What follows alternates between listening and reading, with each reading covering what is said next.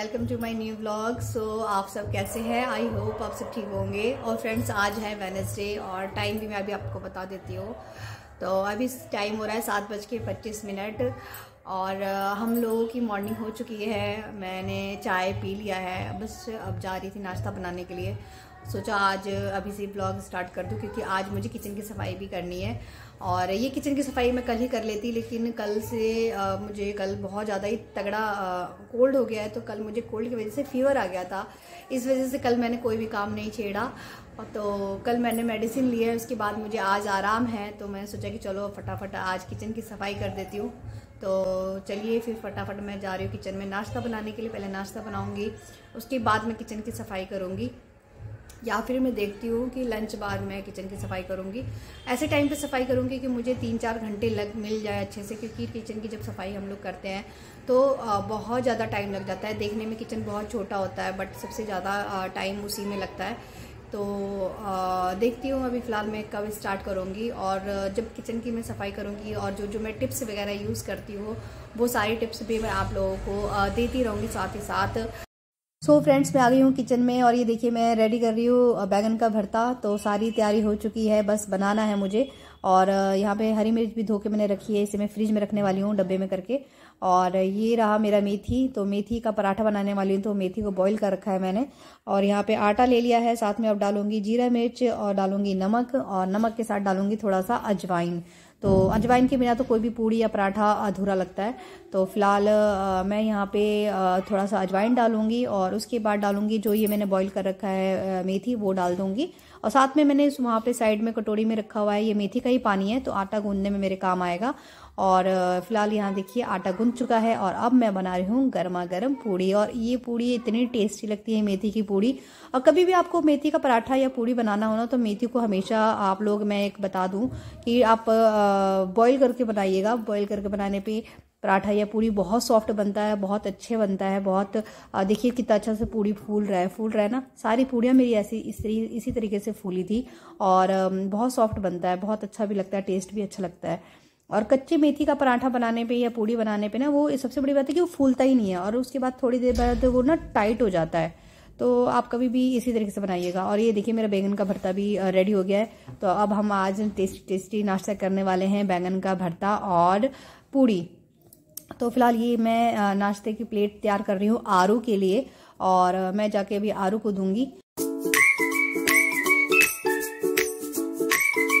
तो फ्रेंड्स, नाश्ता करने के बाद आरू क्लास लेने के लिए बैठ गया था, क्योंकि आरू की ऑनलाइन क्लास चल रही है। और दिल्ली में इतना ज़्यादा पॉल्यूशन है कि गवर्नमेंट ने 1 हफ्ते की छुट्टी अनाउंसमेंट कर दी है बच्चों की। और आरू और शानू दोनों की ही ऑनलाइन क्लासेस चल रही हैं। तो फिलहाल अभी मैं आरू की यहाँ पे क्लास चल रही है और शानू को अभी ब्रेक मिला है 15 मिनट का।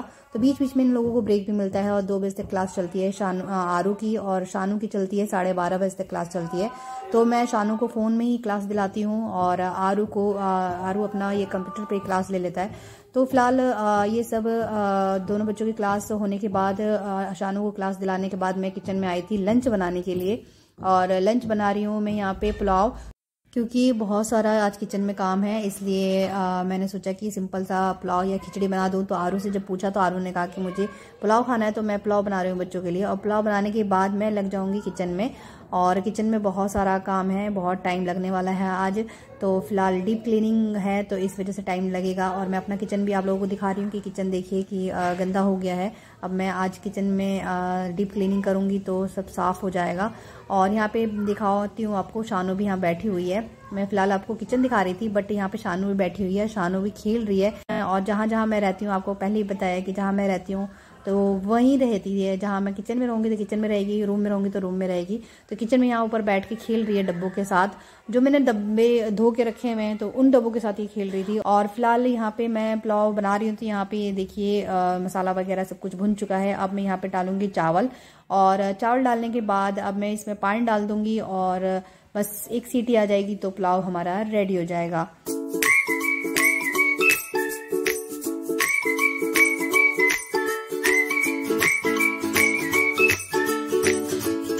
फ्रेंड्स लंच करके मैं आ गई हूँ और यहाँ पे मैं डब्बे दिखा रही हूँ जो ऑनलाइन मंगाए थे, वो सारे मैंने धो के रखे थे। तो बड़े जो चौड़े मुंह वाले डब्बे थे वो तो मैंने सारे धो के पोंछ दिए थे उसी टाइम, लेकिन ये जो ऑयल वाले जो डब्बे थे, जो बॉटल है, ये नहीं सूखे हैं।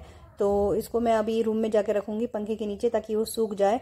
फ्रेंड्स सबसे पहले मैं ऊपर के सारे डब्बों को हटा रही हूँ और नीचे लेकर रख रही हूँ। और सबसे पहले हम लोग सफाई जब स्टार्ट करते हैं तो उस जगह को हम खाली करते हैं। तो हमारा सबसे पहला टिप है किचन को क्लीन करने का कि हम पहले किचन को हम खाली करेंगे, क्योंकि तभी डीप क्लीनिंग हो पाएगी हमारी।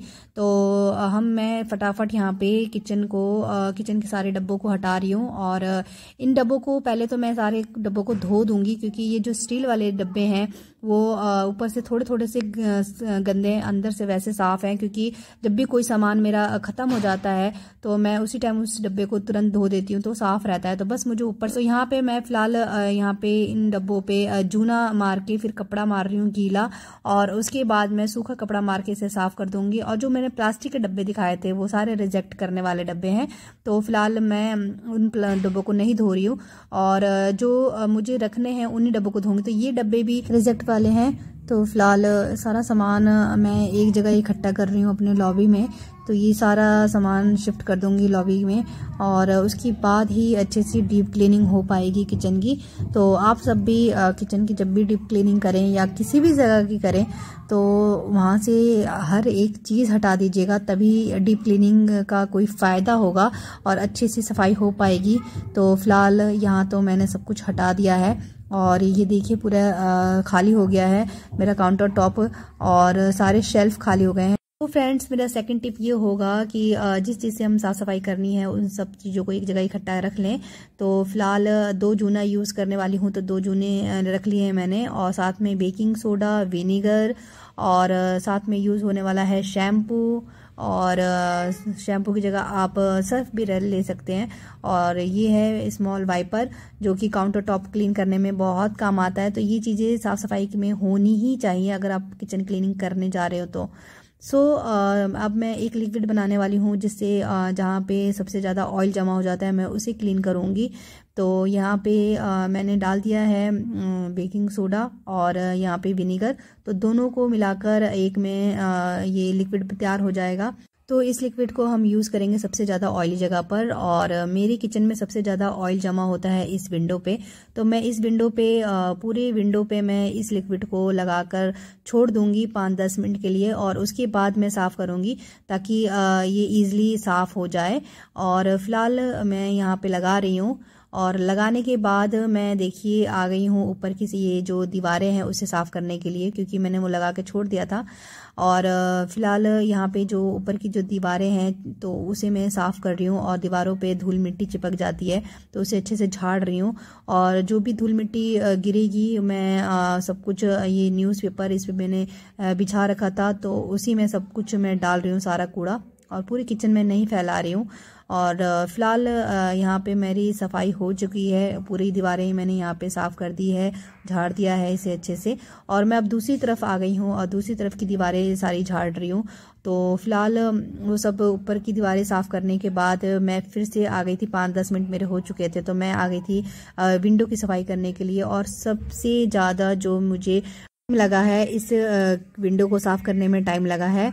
और फिलहाल इसमें मैंने सब जगह वो जो लिक्विड बनाया था वो मैंने लगा दिया था, और उससे थोड़ा सा इजी हो जाता है साफ़ करने में, और जो जितना भी ऑयल होता है वो निकल जाता है पूरा। वैसे 100% तो नहीं निकालता, लेकिन 90% ऑयल निकाल देता है। तो इससे भी मुझे बहुत शांति मिलती है और अच्छा लगता है कि चलो 90% तो इसने ऑयल निकाल दिया, वो चिपचिपाहट निकाल दी है। तो फिलहाल मैं यहाँ पे विंडो साफ़ कर रही हूँ। और शानू को भी देखो आप, तो यहाँ ऊपर बैठ के खेल रही है और मेरी बिल्कुल भी बात नहीं मान रही थी, किचन से बाहर नहीं जा रही थी। मैं किचन में पूरे टाइम काम करती रही और शानू वहीं पे आसपास खेलती रही है।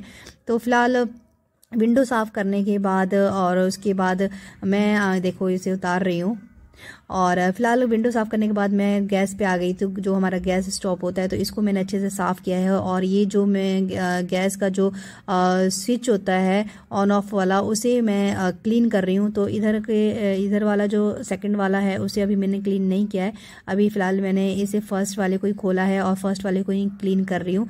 और इसे मैं आप लोगों को दिखा रही हूँ कि इसको हम इस तरीके से क्लीन कर सकते हैं। और यहाँ पे भी मैं सब कुछ वही जो लिक्विड बनाया था वही लिक्विड मैं यूज़ कर रही हूँ। उससे मैं बता रही हूँ बहुत अच्छे से साफ़ सफाई हो जाती है। जो भी ऑयली चीज़ जो जमा होती है वो सब कुछ निकल जाता है ईजिली। तो फ़िलहाल मैं इसे साफ़ कर रही हूँ और साफ़ करने के बाद मैंने इसे लगा दिया है। से ये देखिए मेरा जो गैस टॉप काउंटर था वो बिल्कुल क्लीन हो चुका है। और यहाँ पे इस विंडो पे मैंने लगाया था विनीगर और सोडा का लिक्विड, जो कि उसने बहुत अच्छे से काम किया है और हमेशा करता है। और जितना भी ऑयल होता है वो सब निकाल देता है और जो भी चिपचिपाहट होती है वो सब ख़त्म हो गई है और बहुत साफ़ हो चुकी है मेरी ये विंडो। और फिलहाल मैं अब सेकंड काउंटर पे आ चुकी हूँ जहाँ पे शेल्फ वगैरह है। तो वहाँ पे अब मैं साफ़ कर रही हूँ और यहाँ पे सिर्फ मैं साफ़ करने के लिए सिर्फ शैम्पू यूज़ कर रही हूँ और कुछ यूज़ नहीं कर रही हूँ, क्योंकि यहाँ पे ऑयल इतना होता ही नहीं है, बिल्कुल ऑयल नहीं होता है और ये एकदम क्लीन हो जाता है। मैं शैम्पू से भी करती हूँ। तो यहाँ पे मैंने थोड़ा पानी लिया है इस कटोरी में और पानी में ही थोड़ा सा शैम्पू डाल दिया था और उसी से मैं क्लीन कर रही हूँ। और जो मैंने जूना दिखाए थे आपको, उसमें से कोई भी आप जूना यूज़ कर सकते हैं, क्योंकि ज़्यादा हार्ड नहीं होता। तो फिलहाल मैंने यहाँ पे सिर्फ जूने से इसको रगड़ती जा रही हूँ और जैसे जैसे रगड़ रही हूँ वैसे वैसे एकदम क्लीन होता जा रहा है, टाइल और साफ़ होता जा रहा है। तो फिलहाल इसको साफ़ करने के बाद मैं इसे फिर गीले कपड़े से साफ़ करूँगी और उसके बाद सूखे कपड़े से साफ़ करने वाली हूँ। तो फिलहाल ये देखिए मैंने ले लिया एक कपड़ा जिससे मैं साफ़ करूँगी और इसमें सारा शैम्पू और गंदगी सब कुछ आ जाएगा। तो इसे मैं निचोड़ के 2 बार साफ़ करूँगी। और फिलहाल इस कोने में मेरा हाथ नहीं जा रहा था तो मैं ऊपर चढ़ गई थी साफ़ करने के लिए।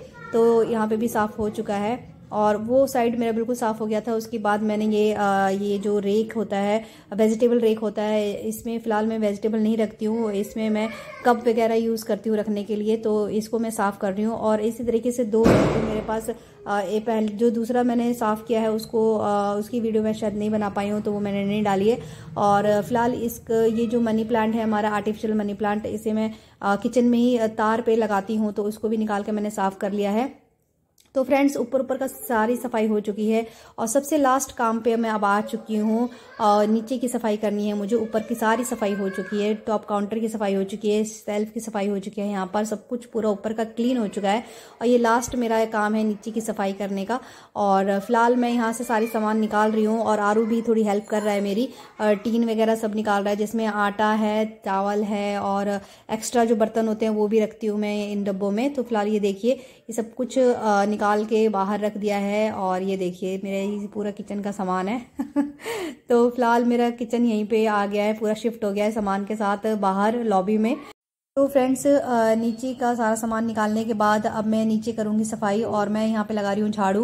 और झाड़ू लगाने के बाद सारा कूड़ा इकट्ठा कर लूँगी। तो मैं इसी तरीके से साफ़ सफाई करती हूँ किचन की। और आप भी मेरा ये सबसे लास्ट टिप यही होगा कि आप भी कभी भी किचन की सफाई करें तो 1 बाय 1 करें, सबसे ऊपर से स्टार्ट करें और सबसे नीचे में लास्ट में सबसे नीचे का करें। तो इस तरीके से किचन की सफाई बहुत अच्छे से होती है और ईजिली होती है। तो फिलहाल यहाँ पे मैं अब इस किचन को धो रही हूँ। तो पानी और शैम्पू इसमें डाल रखा है थोड़ा सा, तो शैम्पू डालने के बाद ये सारा धो रही हूँ। और इसको शैम्पू पानी से धोने के बाद फिर लास्ट में फिर से एक बार पानी से अच्छे से धोऊंगी और पानी से धोने के बाद फिर मैं इसमें लगाऊंगी पोंछा। तो फिलहाल यहाँ पे जो 2 सिलेंडर है उसको भी धो रही हूँ और साथ में ये गेट भी है हमारा किचन का, उसको भी मैं धो रही हूँ।